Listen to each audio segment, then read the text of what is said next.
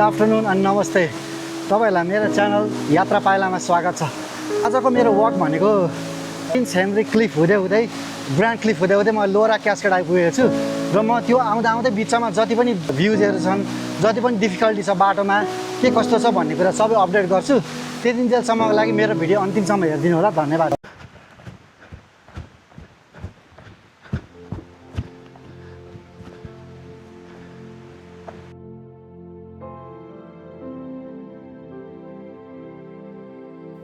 आजको यात्राको सुरुवात हुन्छ विश्व प्रसिद्ध सिनिक वर्ल्डबाट।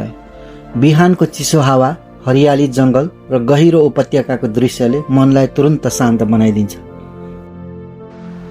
म अघि बढ्दैछु प्रिन्स हेनरी क्लिफ वक हुँदै।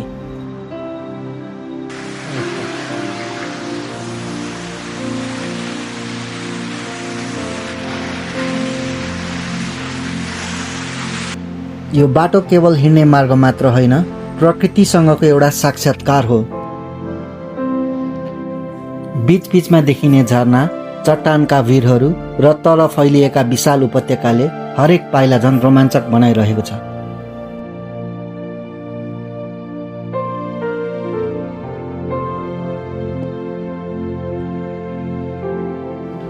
हिँड्दै जाँदा हावाको आवाज, चराको चिरबिराहट र आफ्नै पाइला सुन्न पाइन्छ, जुन सहरको कोलाहल भन्दा धेरै फरक छ।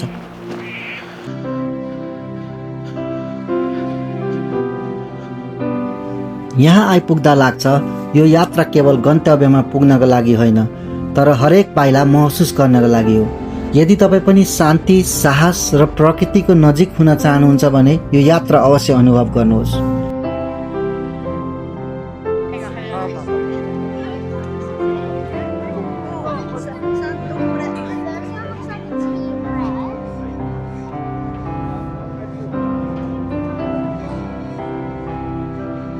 आज सन्डे भएर पनि होला एकदम भिडभाड छ। इको पोइन्ट लुकआउट पनि एकदमै बिजी, मान्छे नै मान्छे स्पटै नपाउने। त्यही भएर विकडे नै बेटर हुन्छ आउनलाई। यात्रा यतिमै सकिँदैन, यो त केवल अर्को सुन्दर अध्यायको सुरुवात हो। म अघि बढ्दैछु प्रिन्स हेनरी क्लिफ तर्फ।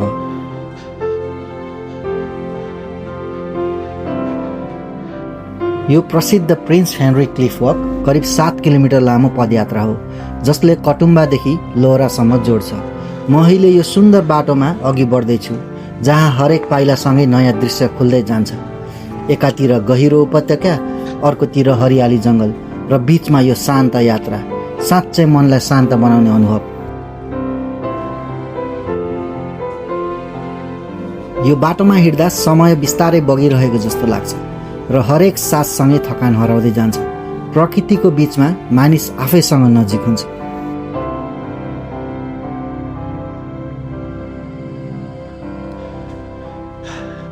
म चाहिँ क्लिफ टप वक गरिरहेको छु। इको पोइन्टबाट लगभग 15-20 मिनट जति म हिँडेँ। अब यहाँबाट धेरै लुकआउट्सहरू छ, म एभ्री लुकआउट्सहरू सबै प्रेजेन्ट गर्दै जान्छु। त्यही भएर please stay with me and video अन्त्यसम्म हेरिदिनु होला।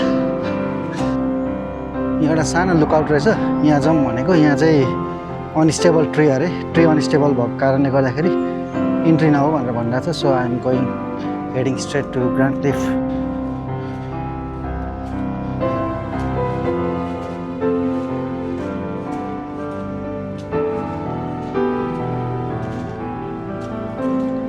यो बाटो चाहिँ हल्का हिलो रहेछ, त्यही भएर सुज चाहिँ एकदम प्रपर लाएर हिँड्नुपर्ने हुन्छ, फेरि सबै भिजेर हैरान हुन्छ।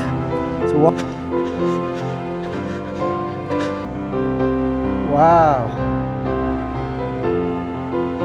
कस्तो दामी रहेछ गाइज यो त।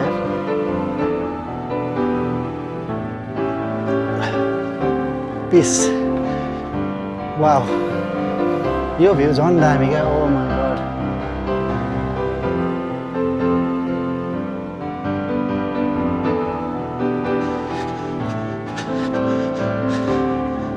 Hello, good afternoon.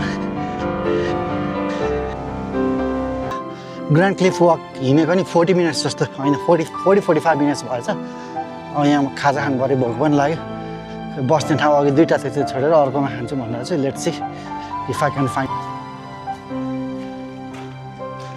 यो बाटो चाहिँ अलिकति वेट रहेछ, सायद हिजो रेनफल भएको थियो त्यही भएर होला बाटो एकदम वेट छ यहाँ के हो फेरि डेन्जर अरे be careful unfenced cliff unstable surface take care with children अरे ल यस्तो डेन्जर भएपछि झन् रमाइलो हुन्छ guys let's see what is danger in there म चाहिँ अब यहाँबाट डेन्जरतर्फ हिँड्दैछु कस्तो डेन्जर रहेछ हेरौँ न वाउ भ्यू रहेछ डेन्जर होइन ब्युटिफुल भन्दा भइहाल्यो नि एन्ड क्लिफहरू चाहिँ एकदम अनस्टेबल क्लिफ रहेछ main thing oh my god this is nice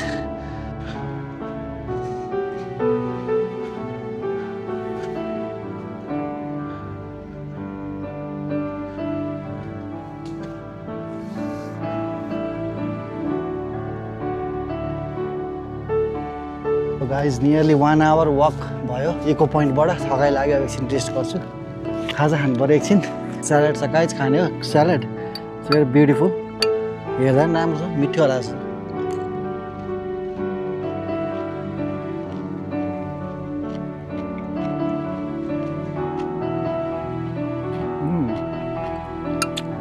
यम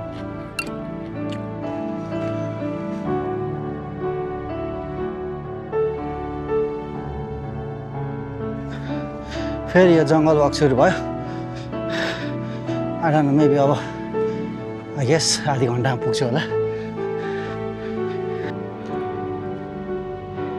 यहाँ आइपुग्यो यहाँबाट कता जाने प्रिन्स हेनरी वक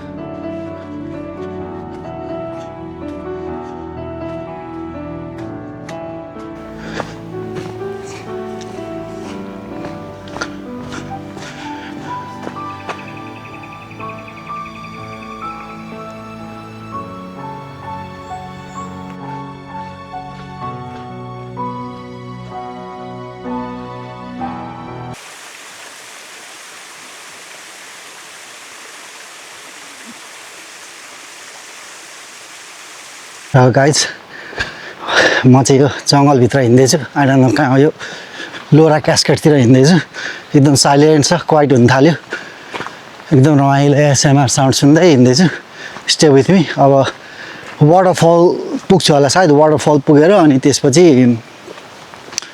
त्यहाँबाट चाहिँ म लोरा निस्किन्छु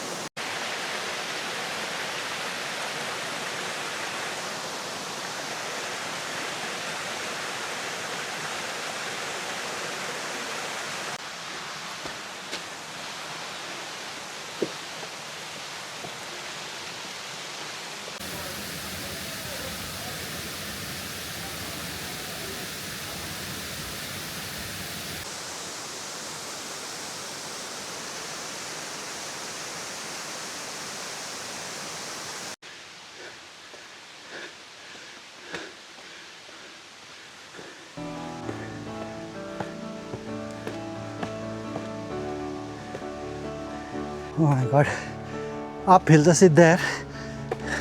Seriously? भएन जस्तै भएर गाइस यो बाटो चाहिँ सिधै उकालो रहेछ भेरी टफ त्यही पनि मैले जोड लगाउँदैछु be prepare for the hard stage up from waterfall to Laura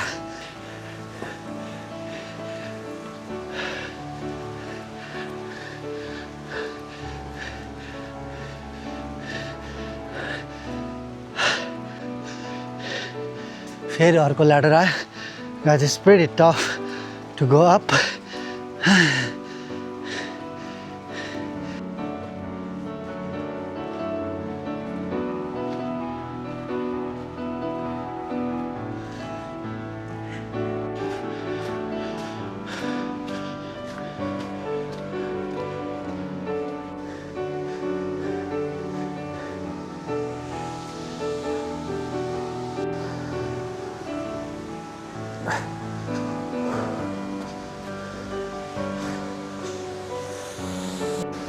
guys look at that views त्यहाँबाट अघि म त्यहाँ तलबाट माथि आएको होइन कस्तो दामी भ्यू देखेँ कि this is so beautiful wow कति दामी के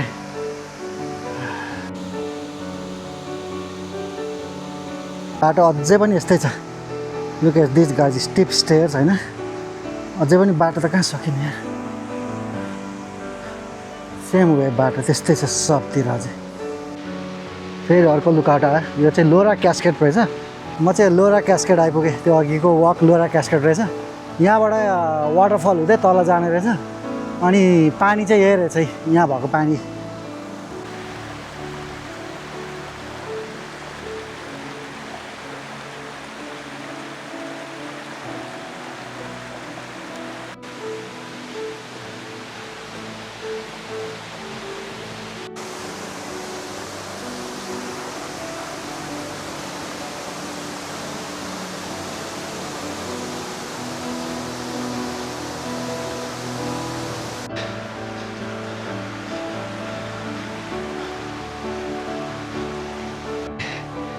गाइज अब चाहिँ लगभग सिधा बाटो आयो flat so I'm so happy यो लोरा क्यास्केट इज भेरी ब्युटिफुल होइन एकचोटि आएर लोरा क्यास्केट लोराबाट सिधै फल्ससम्म जाँदाखेरि पनि रमाइलो हुने तर मैले चाहिँ आज 7-8 किलोमिटरको वक लिएँ सिधै कटुम्बा फल्सबाट विच वाज रियली फन अनि अब मेरो भिडियो अझसम्म लाइक गर्नुभएको छैन कमेन्ट गर्नुभएको छैन सेयर गर्नुभएको छैन प्लिज गरिदिनु होला यसले धेरै मान्छेहरूकोमा रिच हुन्छ र तपाईँहरूको साथ सहयोगले नै म अघि बढ्ने हो thank you very much and thank you for watching my video guys